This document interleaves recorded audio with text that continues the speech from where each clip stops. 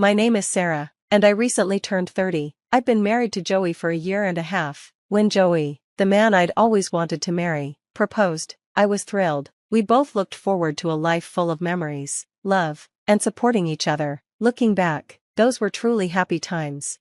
The first signs of trouble in my marriage started about 3 months after we got married. One day, I unexpectedly received a call from my mother-in-law, Grace, asking us to visit Joey's family home. Since Joey preferred that I be a stay-at-home wife, I spent most of my time doing household chores. Grace knew this, so when she called, I agreed and headed over to her house.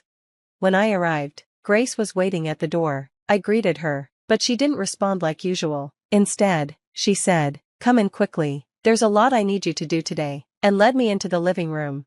Confused, I asked, "What do you need me to do?" She pointed to the kitchen sink with her chin and said, "It's full of breakfast and lunch dishes, go wash them." I was shocked and didn't know how to respond. Grace had always been friendly and kind whenever Joey and I visited before. I hesitated, but she snapped, "Why are you just standing there? Didn't you hear me? Wash the dishes." Startled by her sudden change in attitude, I quickly replied, "Okay," and went to the kitchen. My heart was pounding. I had never seen this side of Grace. Could this be harassment? The thought sent a chill through me. Not wanting to make her angrier, I washed and put away the dishes as quickly as possible. When I was done, I said, "Grace, I've finished the dishes." Without much reaction, she replied, "Good, now do the laundry, and after that, clean the house, including the stairs." Then, she laid down on the living room sofa and fell asleep. I stood there, completely lost. I didn't know where the cleaning supplies were or how she expected me to do the laundry in her house. Nervously, I asked, "Grace?" She snapped again, "I just told you what to do. You're my son's wife. Can't you handle this? Even my daughter, who's younger than you, does this perfectly." She then fell back asleep. I was stunned and felt frozen. Why was she comparing me to my sister-in-law, Lily? Frustrated, I decided to clean the house and do the laundry anyway, even though it seemed like my efforts didn't meet her expectations. I had to redo the laundry and cleaning because Grace wasn't satisfied. She constantly said things like, "If it were Lily, she would have gotten it right. Why can't you? You're unfit to be Joey's wife if you can't even manage household chores." How embarrassing. Her complaints never stopped. It suddenly dawned on me why Grace was being so harsh. She was comparing me to her perfect daughter, Lily, and couldn't stand that I didn't measure up. Lily is Joey's sister and my sister-in-law. She got married before us and lives with her in-laws, so we rarely see her. From the little I know of her, especially from our wedding, she seemed outgoing and easy to talk to, but since we've never had a deep conversation, I can't say for sure. Grace and my father-in-law, William, always seemed to favor Lily. I remember at our wedding, William said, "Look how cute Lily is in her party dress. She's stealing the spotlight from the bride." Grace agreed, and even Lily joked, "Hey, that's rude to Sarah." Joey and I laughed it off, but it stung a little. Ever since then, Grace and William have been comparing me to Lily, and my feelings towards her have become more negative. 3 months into our marriage, I talked to Joey about Grace's behavior. I told him, "I went to your parents' house today because Grace called me. I did the chores, but she kept comparing me to Lily and complained the whole time. Can you say something to her?" Joey replied, That doesn't sound like Mom, but okay, I'll talk to her." His tone bothered me, but I hoped he would handle it. Unfortunately, it only made things worse. Grace started calling me over even more, piling on chores and even making me do major shopping for her. At first, Joey would say, "All right, I'll tell Mom," but as time went on, he started saying, "Maybe you're just being too sensitive." Eventually, whenever I brought up Grace, he would sigh and say, "Look, maybe Mom's just trying to help you. Why not take it a bit more seriously?" Can you believe it? We had only been married for about a year, and Joey was already taking his mom's side over mine. I felt a wave of emptiness wash over me, filled with anger and sadness. I had moved past those feelings and reached a state of complete indifference. From then on, whenever I visited Joey's parents' house with him, Grace began ordering me around like it was expected. It seemed like she now thought Joey was on her side, so she didn't hesitate to assign all the household chores to me. Meanwhile, William, Grace, and Joey would sit in the living room enjoying tea.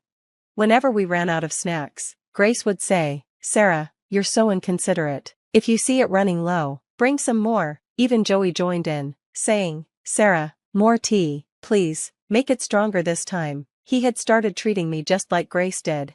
William wasn't any better. He would order me around too, saying things like, "Sarah, we're out of cigarettes, go get some." I wanted to scream, "Buy your own cigarettes, Joey, Grace, make your own tea and snacks," but I felt trapped and alone, and changing my situation seemed impossible. Fast forward a year and a half into our marriage, I was once again at Joey's family home. These days, Grace would call me over on Joey's days off, and we both felt obligated to go. I was pregnant and had just entered my third trimester. I felt awful and honestly didn't want to be at Joey's family home at all. After learning about my pregnancy, Grace seemed more enthusiastic, saying, "I have so many things to teach you as a mother-to-be," but in reality, she just had me doing housework while neither Joey nor William lifted a finger to help. I was just following Grace's orders. I was experiencing periodic stomach cramps and discomfort, and I was even breaking out in cold sweats. Standing was becoming a real struggle. Despite this, Grace said, "Lily did housework even when she was pregnant. You know you're slacking off a bit, don't you?" Sure, my morning sickness hadn't been too severe, just some nausea and fatigue, but now, in my third trimester, I felt weak and struggled just to stand. Hours later, while I was preparing dinner in the kitchen, a sharp pain suddenly hit my stomach, and I crouched down. Just then, the front door opened, and I heard a loud voice call out, "We're home." It was Joey and William. I could hear them asking, "You're back, where's Mom?" It was clear that Lily had returned as footsteps approached. She walked into the kitchen and was startled to see me hunched over in pain. "What's going on, Sarah? Are you okay?" she asked, rushing over to me. I replied, "Sorry, my stomach's hurting a bit." Hearing this, Lily looked at my belly and awkwardly asked, "Sarah, could you be pregnant?" I thought Joey had told Lily since he said he would when I entered my third trimester. Suddenly, Lily began to tremble, her face turning bright red, and she stormed out of the kitchen. "Mom, where are you?" she yelled as she called for Grace. Grace, who had likely been napping upstairs, came down casually. "Oh, Lily, welcome back. I missed you," she said, trying to hug her, but Lily pushed her away. Confused, Grace asked, "What's wrong?" Lily responded coldly, "Why is Sarah cooking alone, Mom, especially when she's so visibly pregnant?" Grace suddenly realized that Lily wasn't on her side. Her face turned pale. "Well, Sarah insisted on doing it," she stammered. Lily shot back, "No way. Do you know how hard it is to be on your feet all day in the late stages of pregnancy? You've been pregnant. You should know," she yelled furiously. Grace was shocked that her beloved daughter wasn't siding with her and slumped to the floor in defeat. Ignoring Grace, Lily went to the living room, picked up a newspaper, and hit Joey on the head with it, shouting, "Who got Sarah pregnant while you sit here playing on your phone? Aren't you ashamed?" Joey stammered, Joey was too stunned to take the situation seriously. Lily shouted, "Sarah's being mistreated by Mom, and you're oblivious. Are you that clueless?" She lunged at Joey, but William intervened, saying, "Lily, calm down. Calm down? Remember when I brought my husband to meet you? You told him to prioritize and take care of me after we got married. What about this mess? Your son is playing games while his pregnant wife is left alone." William couldn't say a word and just looked down, his face turning pale. Finally, Lily yelled, "All of you, cool your heads, you inhumans," and kicked William, Grace, and Joey out of the house. The room fell silent.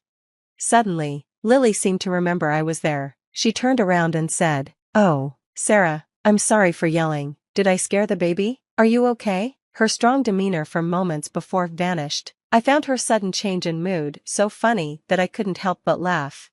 "What's so funny, Sarah? I'm really concerned here," she said, looking worried. "Yeah, sorry, I get it, Lily. Thanks for sticking up for me when I actually said thank you." Tears started flowing. All the pent-up emotions I had been holding back came rushing out. For someone who had felt so alone, Lily's words and actions meant the world to me. My impression of her began to improve after this incident. Seeing me cry, Lily apologized profusely. "I'm so sorry for not noticing anything wrong before, for my mom's terrible behavior, and for my embarrassing brother." But I told her, "It's not you who should be apologizing, Grace, for what she did, and William and Joey for turning a blind eye. They're also in the wrong. I'm even at fault for not seeking help sooner." I assured Lily, "Don't worry, it's all good now," and we sat down to the dinner I had prepared. Afterward, Lily drove me home. A few hours later, a likely flustered Joey returned. He had completely changed his tune, saying, "Sarah, I'm really sorry about everything, it won't happen again." When I told Lily what had happened, she said, "That's good to hear, but if anything like this happens again, don't hesitate to divorce him." Grace and William later came to our home to formally apologize, saying, "We were wrong, we're really sorry." After that, there were no more calls to come to Joey's family home, and the harassment from Grace stopped. Joey also stopped suggesting we visit his family, allowing me to relax for the rest of my pregnancy. Thanks to Lily, we started staying in touch frequently. We even had casual phone calls, chatting about various things and feeling like real friends. Once things settled down after the baby was born, I planned to visit Joey's family again. When I told Lily, she said, "Let me know when you're going, we'll plan a family visit too." It felt reassuring to have her support. From the bottom of my heart, I was glad Lily was there. I thought everything would be okay now, with Grace and with Joey. I felt confident that we could manage, and I owed this newfound confidence to Lily. If Lily ever needed help, I wanted to be there for her too. That's how I went through each day now.